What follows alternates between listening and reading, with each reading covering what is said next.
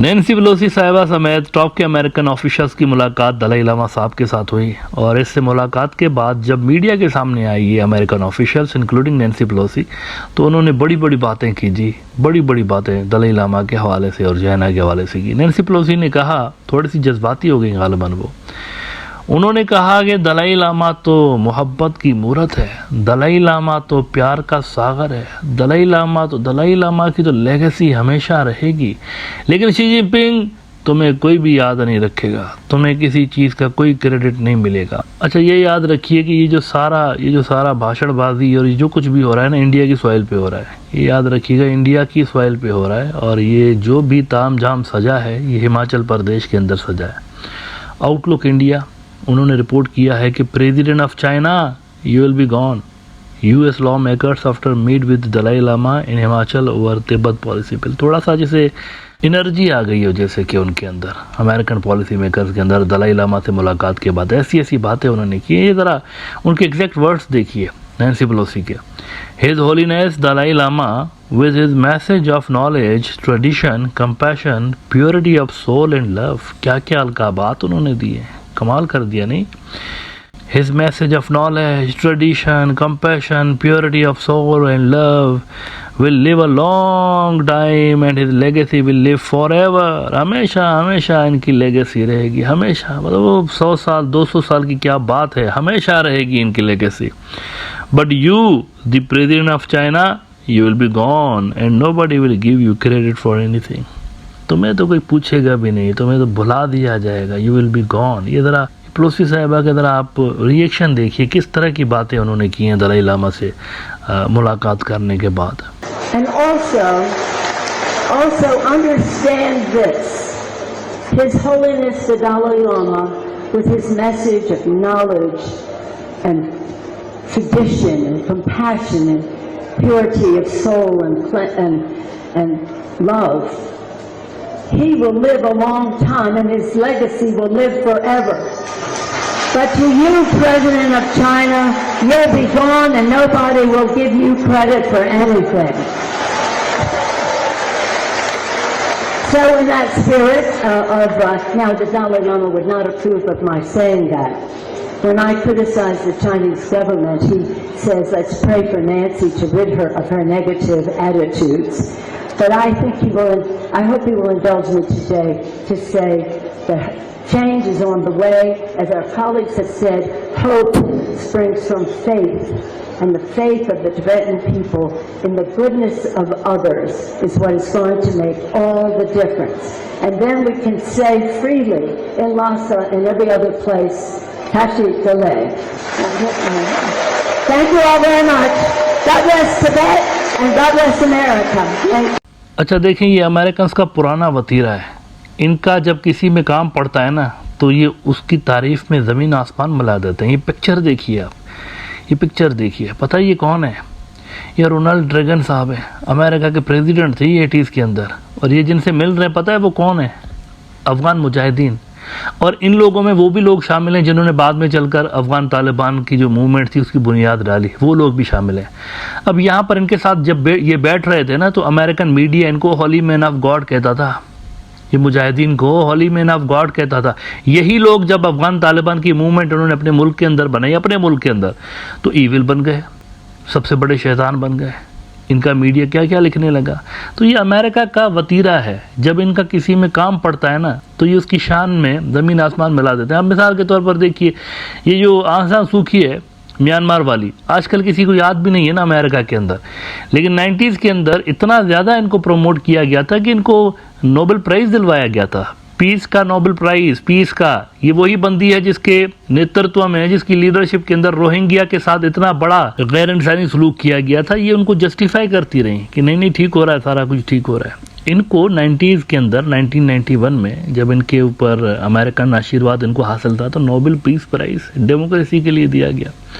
आज देखिए उनको याद ही नहीं, क्योंकि अभी डिज़ाइंस के अंदर नहीं फिट होती ना अमेरिकन डिज़ाइंस में, जब होंगी तो दोबारा से इनको उठा लेंगे। तो ये ऐसा होता है इंटरनेशनल डिप्लोमेसी के अंदर, कुछ भी ऐसा नहीं होता। ये नैन्सी पेलोसी जो है बड़ी सीनियर डिप्लोमेट है, ये जिस तरह की बातें कर रही है ना, ये ऐसे ही नहीं कर रही हवा में।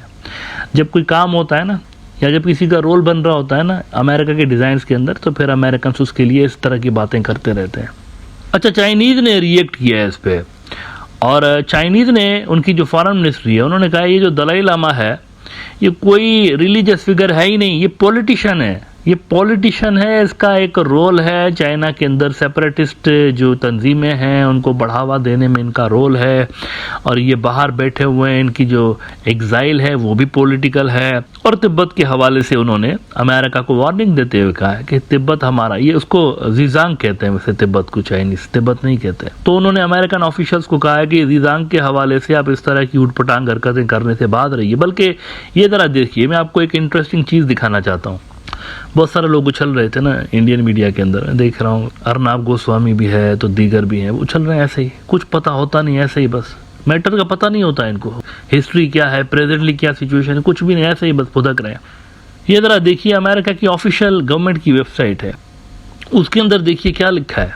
China includes Tibet, Xinjiang, Hong Kong and Macau. The United States recognizes the Tibetan Autonomous Region and Tibetan Autonomous Prefectures and counties in other provinces to be part of the People's Republic of China. ये official narrative है, officially ये खुद भी मानते हैं, तिब्बत जो है वो इनका है, खुद भी मानते हैं, ऑफिशियली कुछ भी नहीं है ऐसा। लेकिन ज़रा तेज़ी देखिए। अच्छा, इंडिया को यहाँ मोहतात रहने की ज़रूरत है, मैं बार बार कह रहा हूँ, दूसरों की जंग में मत फुदकें। ऑलरेडी मोदी बहुत नुकसान करवा बैठा है। ये जो यूनिलैटरल डिसीजन लिया ना इसने आर्टिकल 370 का लद्दाख के ऊपर, यूनिलैटरल डिसीजन था, इसको पता था ये सारा कुछ होगा। ये मुझे लगता है ये इनके हाथों में खेल रहा है, यानी ये अमेरिकन जो है ना, आई एम सॉरी टू से, लेकिन अमेरिकन हाथों में खेल रहा है। ये सारा कुछ वही कर रहा है जो कि अमेरिका को सूट कर रहा है शुरू से लेकर। इंडिया की फॉरेन पॉलिसी हमेशा से ऐसी नहीं रही, यानी वो हमेशा से थोड़ा सा न्यूट्रल रहे हैं। मतलब ट्रेडिशनली अगर आप देखें उनकी फॉरेन पॉलिसी ऐसे नहीं रही, बायस्ड किस्म की, यानी कम से कम 30-40 साल से तो ऐसा ही होता चला रहा है। 60s की जंगों की बात नहीं कर रहा हूं मैं, अदरवाइज 30-40 साल से यही कुछ होता चला रहा है। ये जो मसला है ना नाज़रीन तिब्बत का, ये यहाँ तक नहीं, इसकी रूट्स बड़ी डीप हैं। यहाँ पे एक मरहले पे नेटो भी, अगर मामला बहुत ख़राब हो गया, नेटो भी फुदक सकता है, क्योंकि नेटो के चीफ ने जो स्टेटमेंट दिया है हाल में, वो ज़रा देखिए, क्योंकि ये सारे थिएटर्स अगर खुल जाते हैं, ये बिल्कुल ऑल आउट हो जाते हैं सारे, तो ये कनेक्ट हो जाएंगे आपस में, क्योंकि एक्टर्स सेम ही है ना। यूक्रेन के अंदर चाइना का रोल तो है ना, मतलब चाइना अगर आप देखें इकोनॉमिकली तो रशिया के साथ वहाँ पर है, उनका एक लिंक रहा है। नेटो के जो चीफ हैं उन्होंने क्या बयान दिया ये देखिए, China should pay for propping up Putin's war, और वो कहते हैं, he said China was sharing a lot of technologies like microelectronics which are key for Russia to build missiles, weapons they use against Ukraine. He added that at some stage, आगे चलकर, we should consider some kind of economic cost if China doesn't change their behavior. Russia का number 1 जो threat रहा है NATO, जिसने इनको तोड़ा हुआ है, सोवियत यूनियन को नेटो ने तोड़ा था, वो कह रहे हैं आगे चलकर हम इनके साथ फटा लेंगे, पंगा लेंगे इनके साथ। हालांकि चाइना के साथ इनका डायरेक्टली पंगा नहीं है, लेकिन ये कह रहा है कि हम पंगा लेंगे इनके साथ, इकोनॉमिक कॉस्ट जो इनको कीमत चुकानी पड़ेगी, ये रशिया की हेल्प क्यों कर रहा है। तो नेटो अगर इनको नुकसान पहुंचाएगा चाइनीज, तो क्या इससे रशिया और चाइना मजीद क्लोज नहीं होंगे। रशिया जो कि स्ट्रेटेजिक पार्टनर है इंडिया का, देखें ये फ्रेंड्स आपस में कैसे जुड़े हुए हैं। आप इंडिया फैसिलिटेट कर रहे हैं रशिया के नंबर 1 एनिमी अमेरिका को अगेंस्ट चाइना, जो कि रशिया का नंबर 1 फ्रेंड है, और रशिया आपका दोस्त है। ये मैटर इतना सिंपल नहीं, बड़ा कॉम्प्लिकेटेड मैटर है, इसको देखभाल के यहाँ पर पॉलिसीज बनाने की जरूरत है तिब्बत के ऊपर, लेकिन ऐसा हो नहीं रहा यहाँ पे। मतलब वन साइडेड पॉलिसी है। आप देखिए अमेरिका को लेकर आ गए इधर, कोई जरूरत इसकी थी नहीं वैसे, लेकिन आ गए बस। अच्छा, उधर से नॉर्थ कोरिया वाला जो है किम जो है नॉर्थ कोरिया का, उसने कहा है कि जो यूक्रेन के अंदर मार धाड़ चल रही है इसमें तो हम बिल्कुल साथ खड़े रशिया के, बिल्कुल।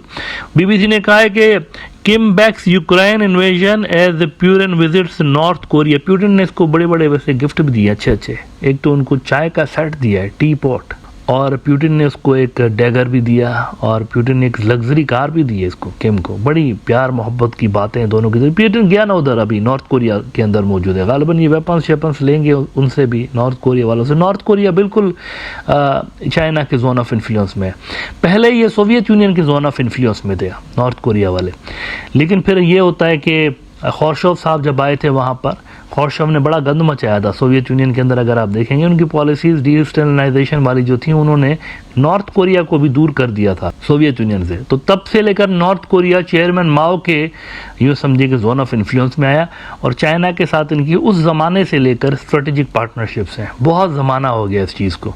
तो ये सारे फ्रंट्स जो हैं मित्रों, ये आपस में कनेक्टेड हैं, लेकिन पॉलिसीज जो मोदी साहब की नज़र आ रही है, मैं इंडिया नहीं कहता हूँ, मोदी कहता हूँ, again let me make it clear, BJP India नहीं है। मुझे लगता है ये अपनी सियासी जो मजबूरियां हैं उनको पहले रखते हैं, नेशनल इंटरेस्ट को बाद में रखते हैं। तिब्बत के ऊपर इतना बड़ा महाज शुरू करने से पहले उनको ये सारी चीज़ें भी देख लेनी चाहिए थी। रशिया भी इसमें है, कहीं ना कहीं पे लिंक्स नज़र आ रही हैं, अभी थोड़ी सी दबी हुई हैं, लेकिन आगे चलकर ये बिल्कुल आपको वाज़े होती हुई नज़र आएंगी। तो यहाँ पर अमेरिका को इस तरह से लाकर बिठाना, इसका कहीं ना कहीं पे असर इंडिया और रशिया की जो टाइज हैं उनके ऊपर भी फ्यूचर में पड़ सकता है।